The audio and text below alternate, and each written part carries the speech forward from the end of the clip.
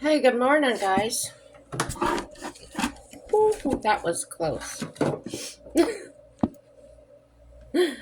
Oh, yeah. It's about 10 to 7. My name's Jen. Welcome to Chat with Jen, where I talk about different things, usually what just pops into my head or things I want to kind of figure out. And what I mean by that is I've always been pretty good, they tell me, at helping people with their own problems. And um, I never could solve my own, though.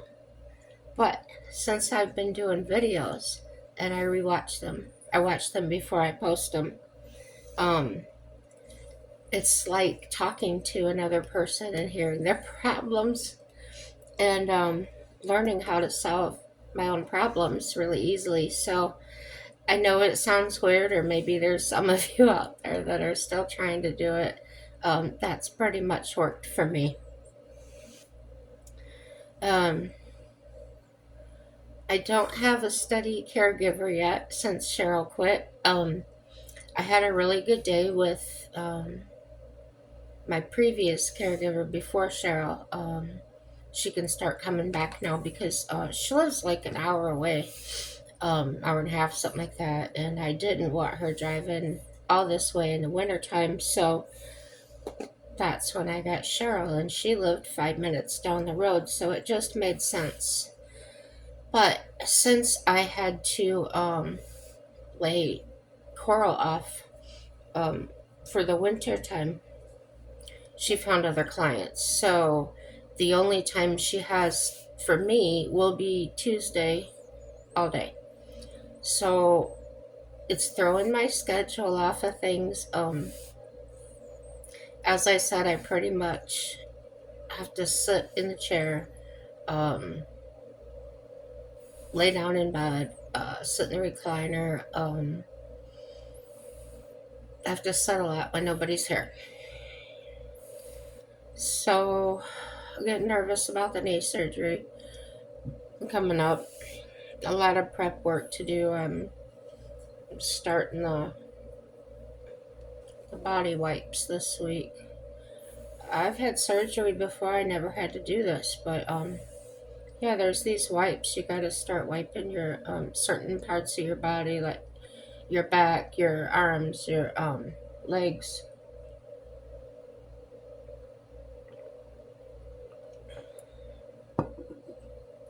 From what I looked at the book, it was basically every place your skin's gonna be touching their equipment, their surgical bed, things like that. So they also tested me for MRSA. I've never had. It's like they're really and maybe all the medical has started going this way to prevent infections and things. So I'm gonna be accountable to you guys. You can watch me take my pills like the caregivers do.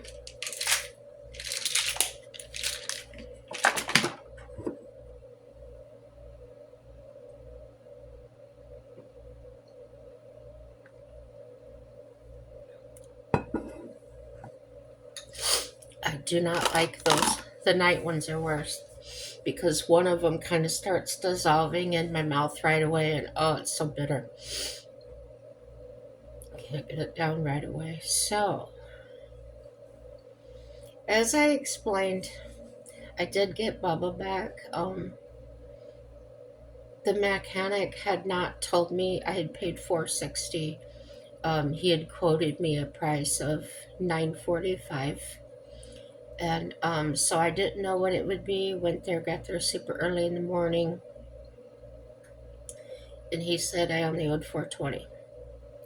So that was awesome. So I have all new control arms, upper lower ball joints, the whole 95 yards. So when I drove it out of there, I felt the change immediately. It was driving like a brand new vehicle. No rattling. Yeah. Vehicle maintenance is awesome, isn't it? Totally. Um, so, no money left at all because I had to pay rent. We have $3 at our bank account, but thank God for $3, right? It's better than being $3 overdrawn.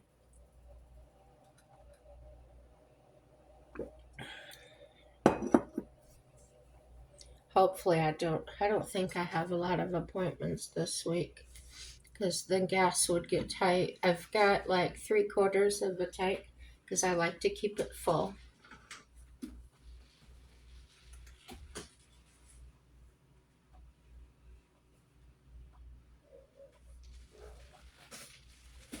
Thursday, I've got to have a. They have to do a ultrasound or something on my thyroid, and I also have to go to the eye clinic. So I don't know what the thyroid thing is for, but they said they have to do it before surgery. I don't know, never heard of it. I do have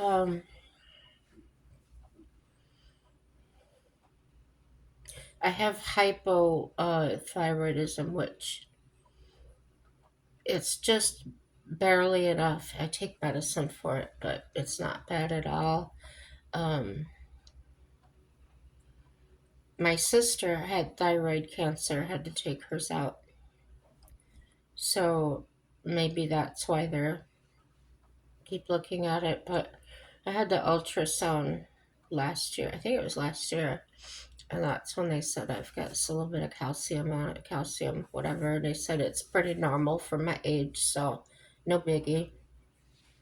Um, I found a box of my hair dye because I was noticing that, especially like you can't see it. It's like what? It's like this color purple. But in this light, well, I guess you could see a little there, but in this light, it kind of looks like a reddish. So anyway, I wasn't using color shampoo. So if you can tell here, it's like fading really fast. And I just did this, what, 2, 3 weeks? No, it's been more than 2 weeks. Well, maybe it's been a month. But normally I only have to do it like every 3 months or something. So, Dollar General here. If you drink soda, they had Pepsi products, 12 packs, 3 for 12. So, $4 a 12 pack. Um, so, yesterday, hanging out with the caregiver again, reconnecting.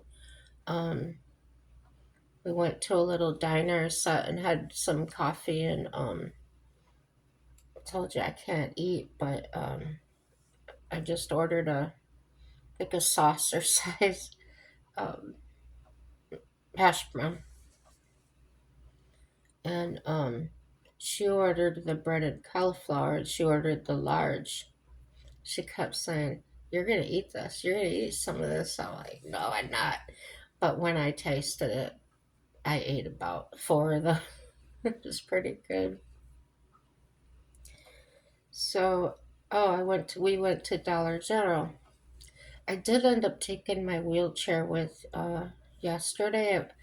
Um, this past week, I've really been having a hard time with that knee. It's like it when I'm walking, it catches the bones because I told you it's bone on bone. And it's like the bone spurs or whatever it is, my knee will just catch and I can't straighten it or move it for a little bit. So I used the cane, and then when that got to where I couldn't use it very much at all, excuse me, when we went to Dollar General, I went in and took my wheelchair in and used that. felt like a wimp. Um, so that's what I'm gonna do. I'm gonna color my hair, and to be safe about it, I'm gonna do it at the kitchen sink and put my wheelchair locked behind me. So if I gotta sit down, I can just sit down. I'm gonna try and be as safe as I can. Yesterday was shower day and I didn't get it, so got home yesterday totally wiped out. Um, Came home, laid down, and fell asleep. And I slept for 4 hours until my I woke up and it was like 8:30 at night. And I called out to Mike, and he was home. I said, "How long you been home?" He said, "About an hour and a half." So yeah, he said, "I just figured you were tired and let you sleep," which he is really good at that.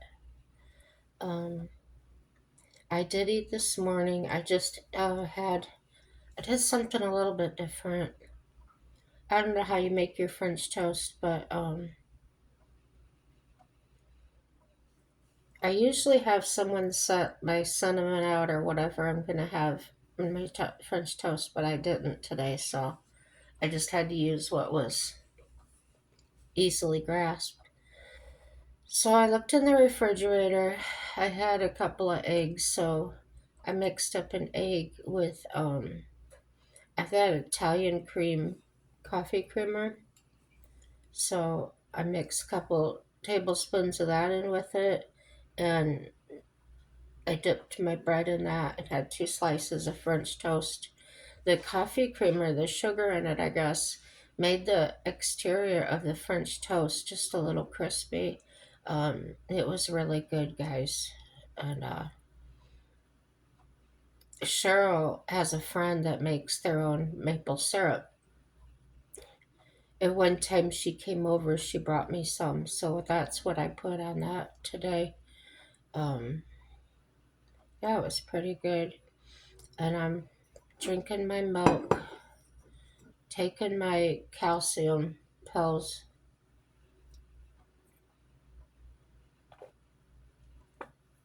Calcium with I think it's added vitamin D or something. It's whatever they told me. I reconnected with my, uh, I want to say psychiatrist, but that's not her thing. She's a therapist. She does have her PhD. And I had caregiver Coral go with me inside the office, and John's like, "Are you sure you can talk in front of her?" I said, "Oh yeah, because I'm pretty open. I talk about things." And I hadn't seen her for about almost 3 years, so I've been doing well. Well, even before Cheryl left, I was noticing some changes.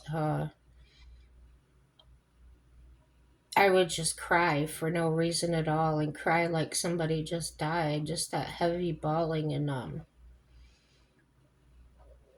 I thought maybe it's my meds, maybe it's this, maybe it's that. Didn't get out in the sun much, the weather. Um, so I wanted to check in with her and find out. So when I did that, she was basically doing another intake. She had to ask me all these questions. And she asked me um, why I came back, what was I hoping to get out of it, uh, questions like that. And I actually had answers. Um, I was proud of myself for that. That to me represented that I'm in tune with what's going on, knowing myself better. Um, I told her about what happened. I didn't tell her about what happened with Cheryl. What I said was um, this person. which I told her who it was. And then I said I felt like, they were having narcissistic tendencies, um, started wanting to take over.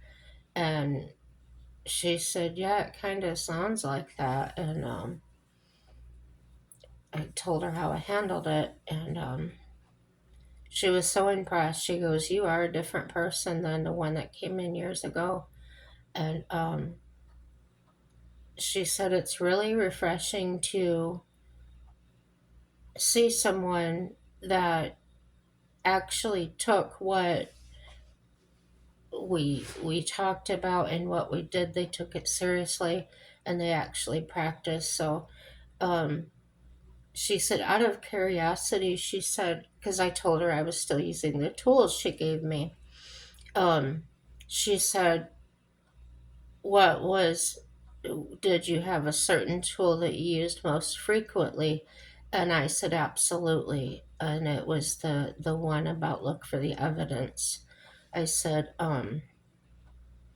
I was so soft, so used to people walking over me that I would suspect everyone of going out and trying to hurt me. Um, Took things personally, like there were personal attacks and things like that. So what I did was I remembered our sessions, I thought about those, and I every time something came up, a thought, and I've kind of explained this in previous videos. If you think somebody's talking about you behind your back, like you're in a, okay, I would go to a social gathering and people would look at me. For instance, my class reunion, and so self-conscious. I was very athletic in school. I played volleyball. I was on the swim team. um, I was a much smaller, healthier person. So going there the way I am, I was really self-conscious, and yes, people were looking at me. um, so several times I said, I just got to get out of here. I can't stand it. I can't stand these people. But see, saying I couldn't stand those people was actually projecting onto them what I was actually feeling about myself. I was hating on myself. So I was yeah, you get the picture. So what I did was I thought about what Jen had said about find the evidence of what your thought is. If you think something's happening, go find out. So I did. I started walking up to people, socializing, and found out the evidence was not evidence to support what I was thinking. The evidence I saw was people truly did care for me, truly were interested in where I'm at. Kind of like, where did you end up at? Where you living at? Things like that. Nothing was personal. Nothing was. Once I got into conversations and things, even with people I didn't know in high school, um, the evidence showed me that nobody was looking at me that way. Nobody was thinking those things about me. So as I'm explaining this to Jen, her smile is getting bigger and bigger, and she says, do you realize how strong you are? And I said, I do now. Um, what was really strong evidence to me was how I handled Cheryl. Um, as I've said before, my mom was she was a narcissist. I was starting to get disappointed when Cheryl started through, showing her true self or her things like that. Um, I started to feel bad, like I should have seen that coming a mile away or whatever. And then as I was telling Jen in therapy today, this situation that went on, I stopped myself and I looked at her and I said, I'm hearing myself say this out loud. And I said, I missed something. And here's what I should have realized before I even started talking to you is the narcissist will put on a mask and they'll hide behind that, hide their true feelings, their true thoughts. And so when she was done, I feel like she took that mask off and let everything fly that was hurtful, used it as weapons against me. And that's when I could truly see what I was up against. Um, I knew exactly how to deal with it by this time. Um, I knew how to stand up for myself in a way to a narcissist because it's very hard to do that. They don't understand other people. They don't have, this is from my experience, they don't have empathy. They can fake empathy. Um, but like with my mom, she would, I would think she was so loving and so caring. She helped me out many times financially. She helped me with car repairs, and I was so grateful. And I wanted to do more and more for her. But usually, what I got was kicked in the face, metaphorically. Told I wasn't good enough, told I would do everything, and then it was always,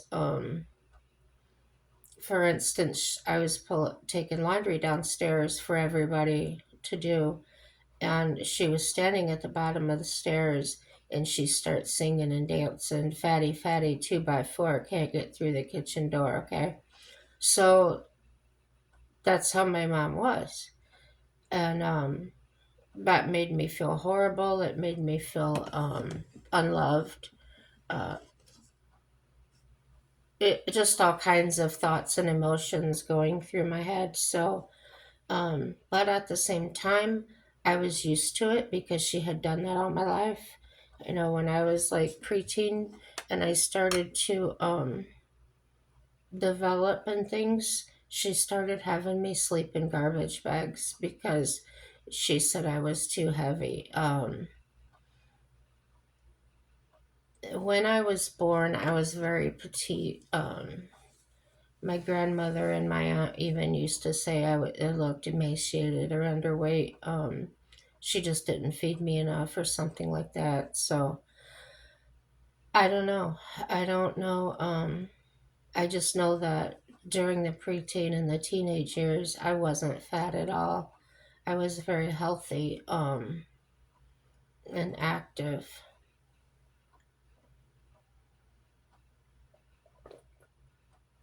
So then, um, I should say, I want to say I realized that she was doing that she was actually projecting how she felt about herself, even though she wasn't fat. Maybe she thought she was, maybe she felt she was, maybe her mother did that to her, shamed her, whatever. And so intellectually, I can see that it's her problem, it's not mine. I can see that before, um, how I didn't realize it, how naive I was, and I don't hate myself for it anymore. I know that I didn't ask for it. I know it wasn't my fault. There was nothing I could do to prevent that. So anyhow, I'm telling Jen all these things, and she said, "I am just blown away, Jennifer." She goes, "Wow, you have come so far." And I said, "Thank you. I feel I have too." And I said, "But here's the thing. Here's why I'm back." And I said, I had the evidence that now I've mastered the tools and how to use them, and it's working. The evidence is in how I feel about myself, what I think about myself. But here's the thing, here's why I went back: the crying. And when I started analyzing myself, asking myself, what are you crying for?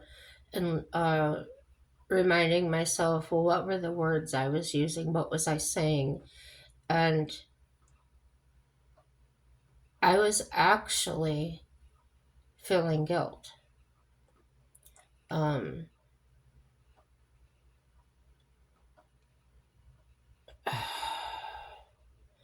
a year after Mike and I started dating is when I started getting sick, and it's just been one thing after another.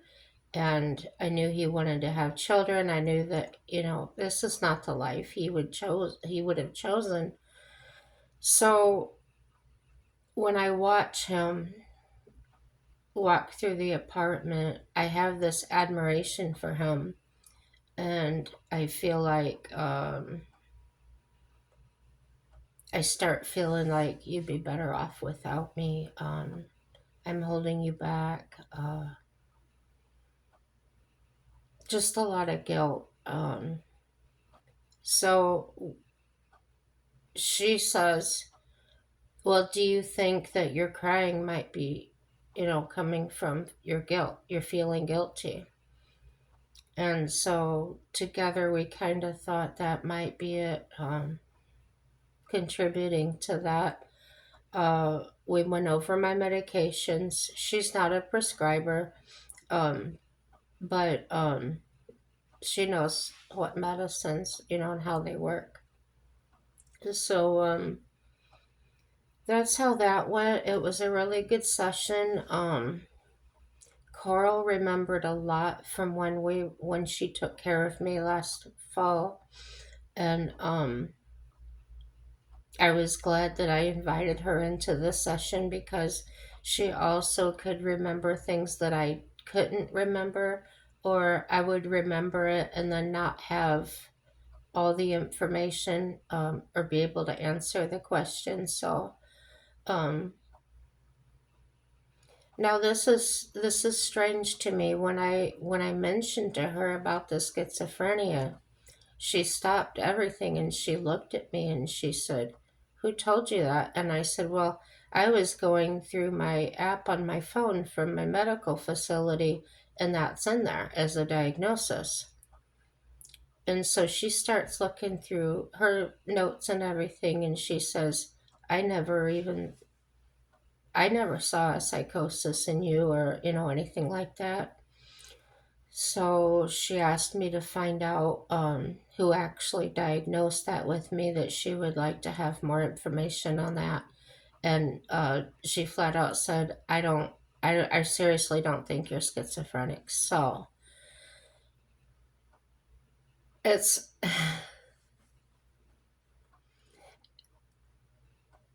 I'm glad I did this on video, and I'm glad I have witnesses, because I told you, I totally believed that God would heal me. Um,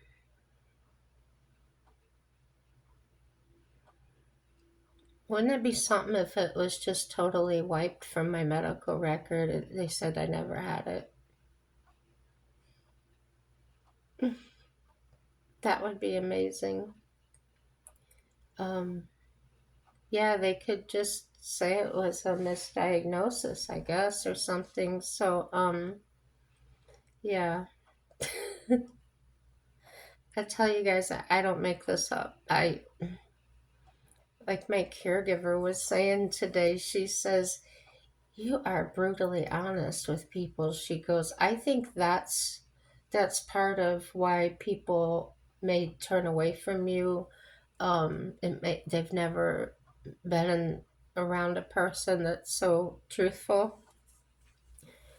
I'm not the type of person that'll walk up and say, "Oh, you know what's wrong with you, blah blah blah." No, I don't do that. I usually only say something if somebody asks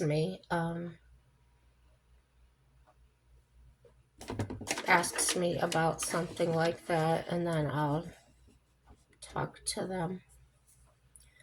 I also, I don't know if I've mentioned this before. Oh yeah, I did. I told you about the kid in the bowling alley. Well, kid, I mean young adult. Um, well, it's happened again. Um, I may have told you about my eye doctor. If not, I'll tell you again. Okay, there's a there's kind of an ongoing joke. Now my eye doctor's in his 30s, so he's like 20 years younger than me, right? And he's nice, and he's a he's pretty good looking. Um, Here's what happened one day. Now I've told you guys that people seem drawn to me that have something that really is bugging them. Perfect strangers have walked up to me and just started telling me um, private things that I wouldn't expect to hear from a stranger. Um, so, my eye doctor. This time I was in there and he was talking about my eyesight just changed a tiny bit. And somehow we end up in this conversation. He's talking about his ex wife and telling me how much it hurt that she left him for a farmer, um, that he's educated. And um, I said, so the way I'm understanding this, Dr. So and so, is your pride is wounded. You feel disrespected. Just going on like that. He had the he didn't say it in the words, but where he's at, he was basically saying, "How dare you?" He seemed angry, uh, hurt, and we sat there and talked. And he was late for his next appointment, and I felt bad about that. But at the same time, I wouldn't want a aggravated doctor of any kind coming and seeing me like that. So while I was a little bit uncomfortable,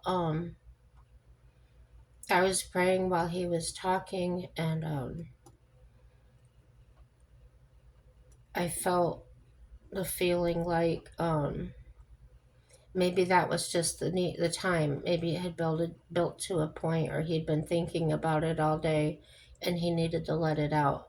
So that happens to me the more I was out in the public. That happened to me so many times. So today it happened again. Coral and I were in the back of Walmart. I wasn't shopping. I was just riding the cart around. It was snowing and raining like crazy outside. Well, anyhow, I had to go down to the end of the aisle to come back, to turn and come up the next aisle because they're kind of narrow. Well, so when I turned, I was coming actually up the cat food aisle, and I was gonna turn around, and something told me no. And there was this man, and he was getting cat food, and I just started talking to him about the cat food, and I knew Coral. She was going to the front of the store to check out, and I was supposed to follow her and go out with her, right? I ended up talking to this guy half an hour just about cats and stuff. And then I told him, "Oh, I gotta go." So I went up there. She was nowhere to be found. So I put the rider cart up where they go and plugged it in.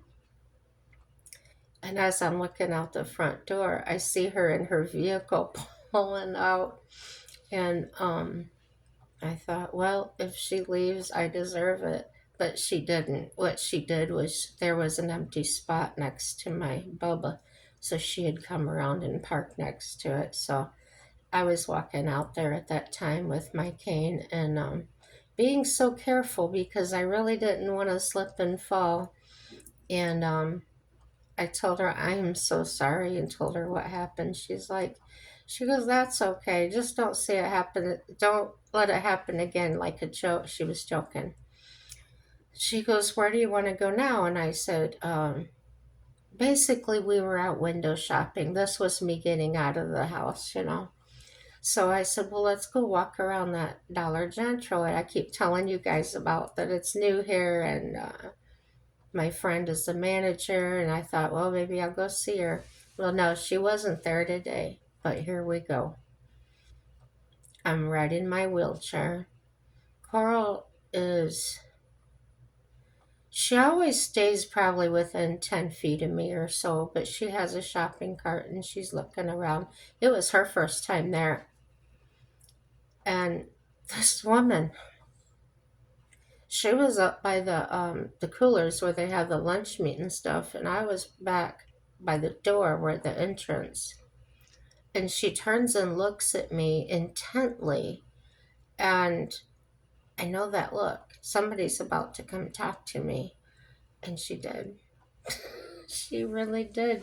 She started talking to me about problems she was having.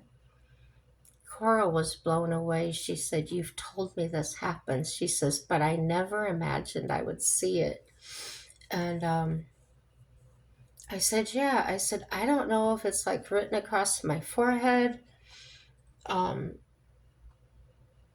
I don't know what it is. In a way, I'm glad that it happens because I know that I have a good heart and good intentions, and I wouldn't blow somebody off that was telling me something that was bothering them, and maybe they have a knowing, or maybe God's telling them it's okay, or I don't know. It's I don't need to know the whereases and what fors of it. It's just let me know, guys. Let me know if you have anything like that happen to you.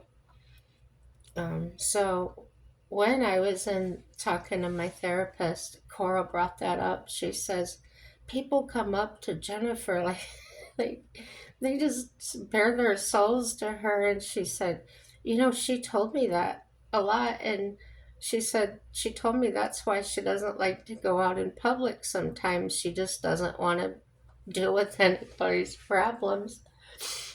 And Jen said, yeah, she's told me about that too. And Carl's, she goes, I never seen anything like that. And I said, yeah, I think it may be a gift. Um, I don't hate it. And it's been like this years and years, but every single time it still blows me away. It still shocks me. Um,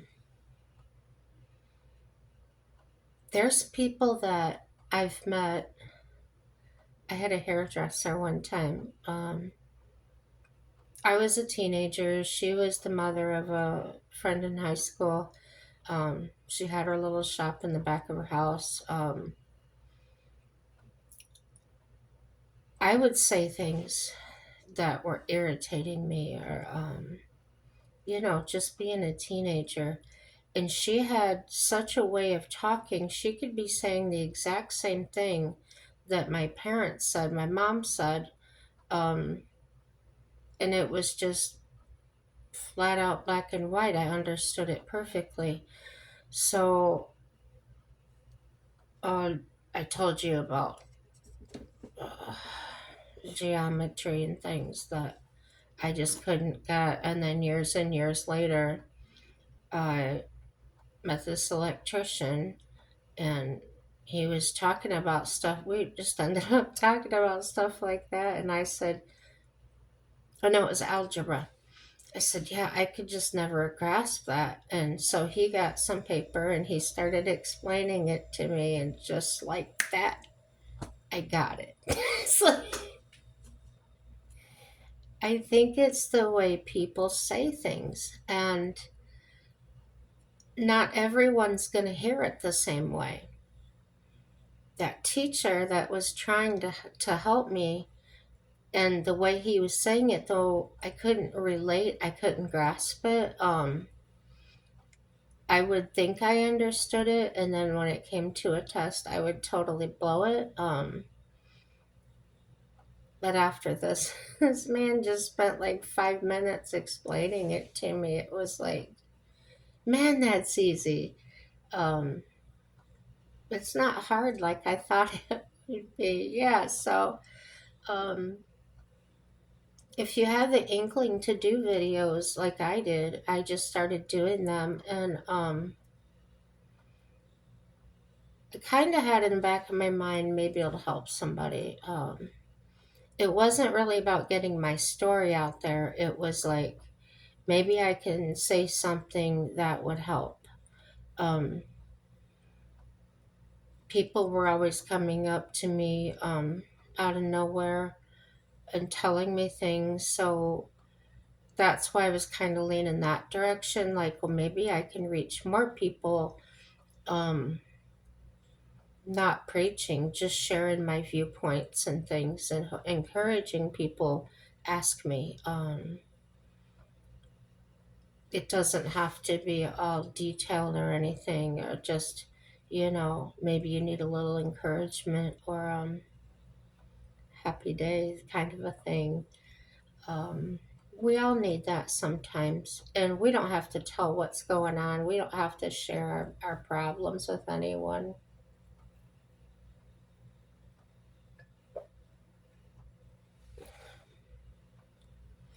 I know sometimes I could look at Coral and she'd be like, "Are you okay?" And I could say, "I just need a hug." And wouldn't it be nice if we all had that? We could all do that, instead of being such idiots to each other. Everybody's going through stuff, you guys. Not everybody's nice. Not everybody is telling the truth. So, what I've learned to do is just to trust God, because even if they are taking advantage of me or whatever, um, He's going to take care of it. He's going to replace it somehow. Um, yeah, so that's how it goes. So, usually somebody's here to help me color my hair. I used to do it myself, so I'm probably going to give it a shot by myself. And then after that, I'll get my shower and stuff. But I just got to let my neighbor know down the hall, who's also a caregiver. Come check me. I'm going to get in the shower. Come check me on an hour or something. So if I did fall, I would know somebody was coming. Plenty of handrails. But by golly, when your leg's not working right, my knee isn't working right. The bones keep hanging up on each other, so you can't, like, if I go to fall forward or something, not being able to get that leg out in front of me fast enough would be an issue. So I'll be so glad when it's replaced. I know it's going to be painful at first. Oh, I don't know how many weeks or days or whatever. Um, and then here's the kicker. After I have the knee replaced, after that's all healed up, that's the left knee. My right hip is trying to come out of the socket. And I'm sure it's for trying to compensate for my bad knee. So I got to have a hip replacement. It's like, oh my Lord. But everybody's telling me that the hip replacement is much easier than the knee. And it's mostly because of where it's located at. So I don't know. I don't know. Um, kind of feel like Humpty Dumpty and they're putting the pieces back together again, right? Um, I'm diabetic, as I said. A1C, ideal A1C is they like you below 7, and I've been at 6 for a long time now. So uh, they said I've got it well managed. That's the bracket I'm in. It's well managed. Um, I feel that that's going to be cured too. I do. Um, kidneys, kidneys, guys, heart, guys. Say those prayers for me because good things are going to happen. I believe that. I keep this in front of me all the time.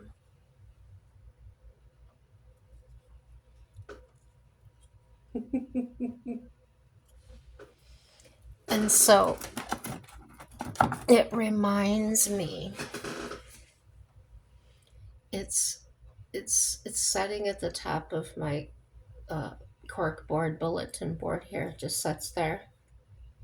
So when I'm doing my videos, I look at it. When I'm going through my bills or something, I can look at it. It's just somebody in the church where I got baptized at gave it to me for Christmas, and I just brought it out every Christmas. Well, last Christmas I forgot to put it away when I put everything else away. So my husband says, "Oh, I'll get that," and something. I just said to him, "Well, why don't you leave it out?" So yeah, it's been out, and um, good things are coming, guys. Just believe. Um, when you put something down, when you give it up, whether it's cigarettes, drugs, alcohol, just whatever you give up,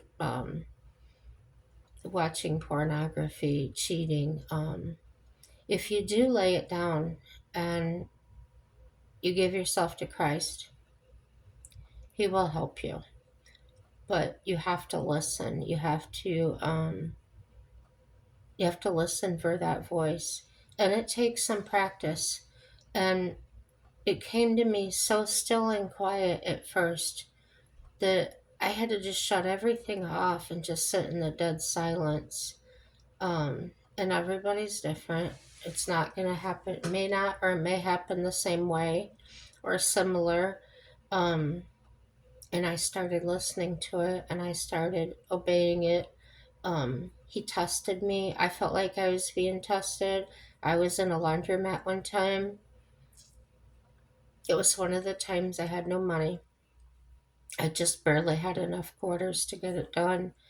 And that's one of the times I was couch hopping place to place, staying different places, staying in my car sometimes.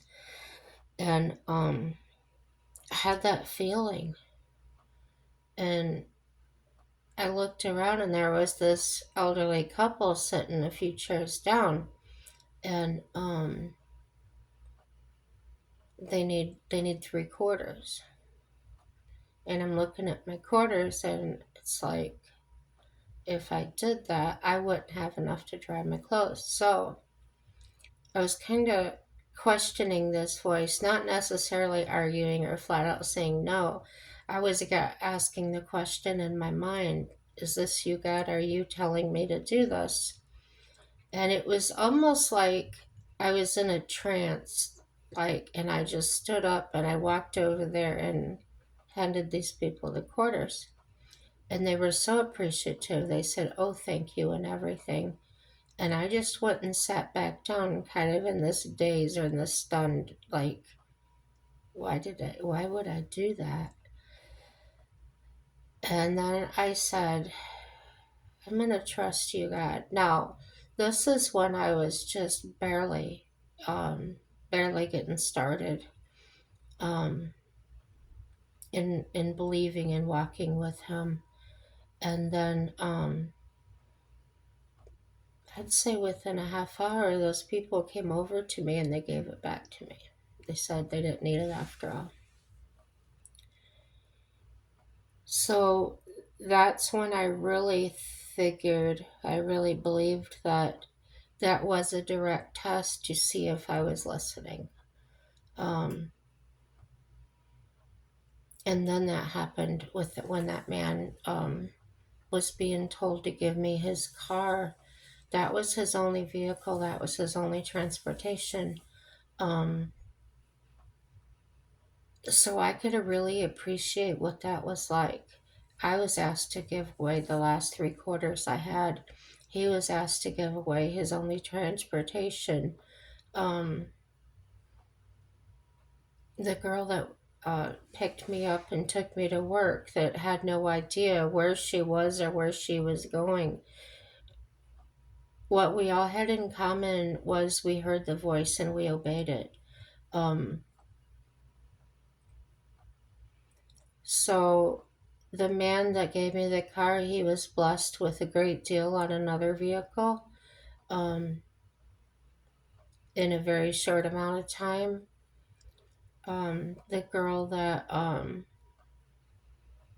was picking me up from work, she got a raise. So she said, "Oh no, you don't have to give me gas money. I got a raise at work." Um, yeah, there is no way to explain to you how it would happen to you or for you. Um, and all you have to do is just say, "Jesus, come into my heart. I want to repent of my sins," and it's done. Um, invite the Holy Spirit into you. I do that when I'm feeling when I start having a lot of bad thoughts or bad memories. And I'll sing this one song that plays sometimes. It's a Christian song, and it goes, "I'm trading my sorrow, I'm trading my pain, I'm laying it down for the Lord. Um, you're trading it for joy." So that's one of the songs that I can play in my head. And at those times, it really helps and it passes. So back to the therapy, she really believes that my major depressive disorder is getting worse. Um, so the good news is we're going to work on finding tools for that too. And she feels really confident about it. She's really happy to do it. She said she's never in her years of doing the psych counseling had another one like me that is actually doing everything they can to get better. And when she said that, my eyes were stinging, and I thought I was gonna cry. It was so wonderful to be acknowledged for something I was doing. I'm not bragging, guys. I just want you to know that keep going, keep seeking the help. Keep going until you find the right doctor or the right psychiatrist or the right therapist for you. And I've met some pleasant ones to be around, but I felt like they weren't really prepared to help me. And then after being to a few in North Dakota, I knew right away.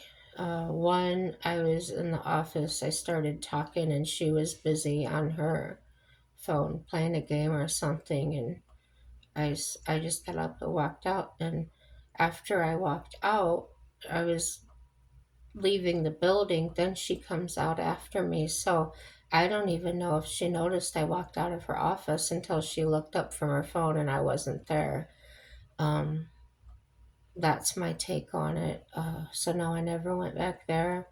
Um, they sent me a bill and I said, no, I'm not paying that. I said, we didn't even have a session.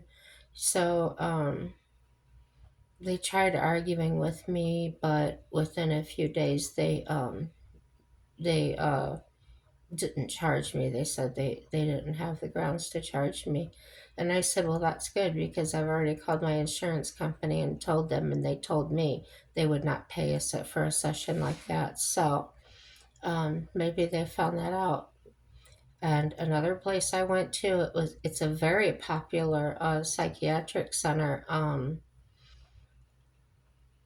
As I've told you, I've worked for a mental hospital before now, so I do recognize this.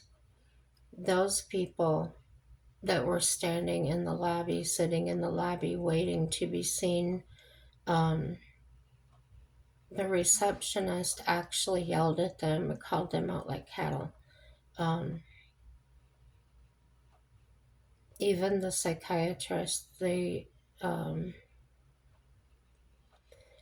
I asked to be addressed a certain way, and they told me no way, that they wouldn't do that. So um, I felt like it was more of an institution than a place to get help.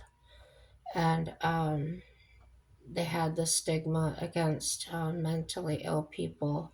They were really fast to medicate them. I saw a lady in there that I knew had problems. I didn't know she went there, but her personality had changed like in a year or two. She was outgoing, she was friendly. She had, I think she had bipolar, she has bipolar, but I talked to her several times when I first met her, and I watched her cycles with the bipolar. I do her cycles. Um, but when I saw her in there, she was just hanging her head down, and she had big black circles around her eyes, and I just knew that they were probably really over medicating her, and that gave me the strong impression that that's how they did things. They didn't necessarily want to help you get better. They just wanted to medicate it. So yeah, I feel blessed that I found Jennifer and that she's easy to talk to. She pays attention. She listens.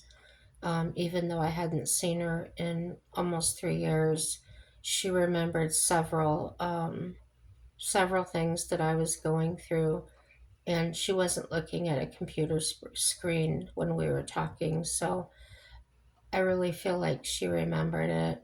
Maybe she had read my through my chart or whatever to get refreshers, but she had details in her mind, and that made me feel cared about. It made me feel welcome there, like they truly care. So this video is an hour long, guys. I would like to talk about more of this, but um, please ask questions. Please comment, share your experiences. Maybe you or somebody you know went through similar things, getting bad psychiatrists, bad therapists, whatever, that were not helping them, maybe even making them worse. So I can probably tell you how to filter those out ahead of time, just because I did it for so long. Um, yeah, guys, hey, like, subscribe, dislike, share it with your friends and enemies. And everything's going to work out for our good. It really is. And I hope that my little testimony here about possibly not being schizophrenic. It's amazing. So believe. That's my message for today is just believe. Um, it doesn't have to be mental illness or addiction. It could be relationships. It could be the way you see the world. It could be anything that's personal to you. And never stop listening to that voice, that inner voice, that gut feeling. You say, "Oh, I got a funny feeling about this." Don't do it. Yeah, it'll protect you. So, yeah, that's all I got to say, guys. And please have a happy day. Bye bye.